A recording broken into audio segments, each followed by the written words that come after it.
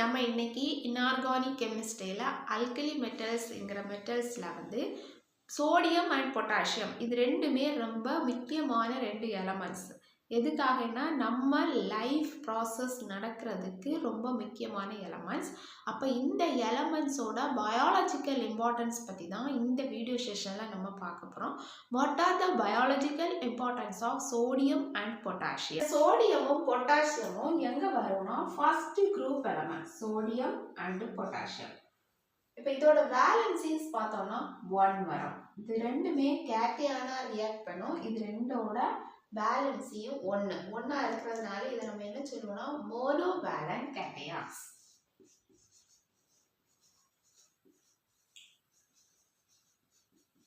These monovalent cations are largely present in our biological fluids. Biological fluids னா நம்ம உடம்புல இருக்கக்கூடிய blood, plasma எல்லா ஃப்ளூயிட்ஸ்லையுமே இந்த சோடியமும் பொட்டாசியமும் இருக்கு. இந்த சோடியமும் பொட்டாசியமும் நம்ம உடம்புல இருக்கக்கூடிய பயாலஜிக்கல் ஃப்ளூயிட்ஸ்ல இருக்குன்னு சொன்னேன். அப்ப இதோட ஃபங்க்ஷன் என்ன? These ions perform a biological functions like maintenance of ion balance and nerve impulse conduction. நம்ம உடம்புல நிறைய அயான்ஸ் இருக்கு. அந்த அயான்ஸை வந்து பேலன்ஸ் பண்ணக்கூடிய ஃபங்க்ஷனை வந்து இந்த சோடியமும் பொட்டாசியமும் செய்யும். சோடியம் இன்க்ரீஸ் ஆகும்போது பிளட் ப்ரெஷர் வந்து இன்க்ரீஸ் ஆகும். பொட்டாசியம் வந்து கூடும்போது பிளட் ப்ரெஷர் வந்து கம்மியாகும். இப்போ இது ரெண்டுமே வந்து நம்ம உடம்புல இருக்கக்கூடிய அயான்ஸை வந்து பேலன்ஸ் பண்ணுறதுக்கு ஹெல்ப் பண்ணுது. ரெண்டாவது வந்து nerve impulse conduction. Nerve impulse கண்டக்ஷன்னா நம்ம பிரெயினுக்கு நர்வ்ஸ்க்கு இருக்கக்கூடிய ஒரு சிக்னலை வந்து டிரான்ஸ்மிட் பண்ணிட்டே இருக்கும் இந்த சோடியமும் பொட்டாசியமும். Then a typical 70 kilogram man has 90 gram sodium and 170 gram potassium is essential.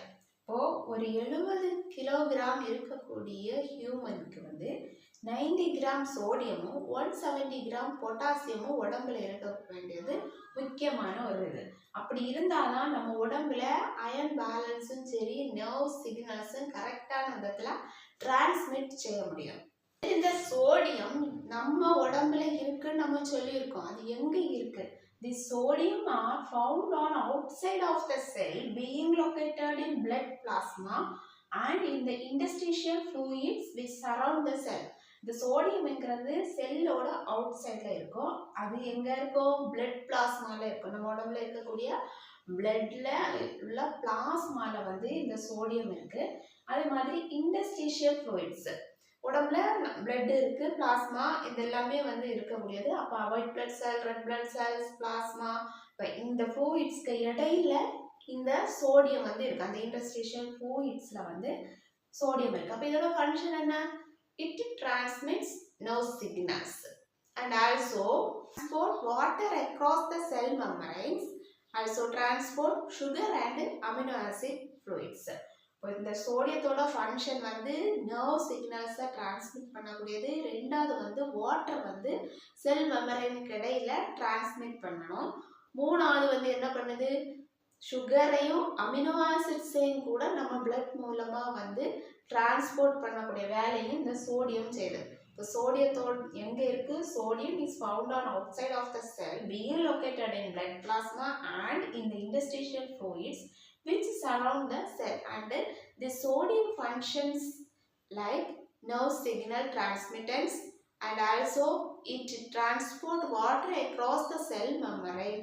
It also transport sugar and amino acids present in the blood fluids. Sodium வந்து செல்லுக்கு வெளியில இருக்குன்னு பார்த்தோம். அப்போ இந்த பொட்டாசியம் எங்க ஃபவுண்ட் ஆயிருக்குன்னா potassium is mostly abundantly found in within the cell fluids. Potassium வந்து செல் ஃப்ளூயிட்ஸ்க்கு உள்ளாடி இருக்குது. இதோட ஃபங்க்ஷன் என்ன? Potassium activate many enzymes. நம்ம பிளட்ல இருக்கக்கூடிய என்சைம்ஸ் எல்லாம் ஆக்டிவா செயல்படுறதுக்கு இந்த பொட்டாசியம் ஹெல்ப் பண்ணும். பொட்டாசியம் அயான்ஸ் வந்து ஹெல்ப் பண்ணும்.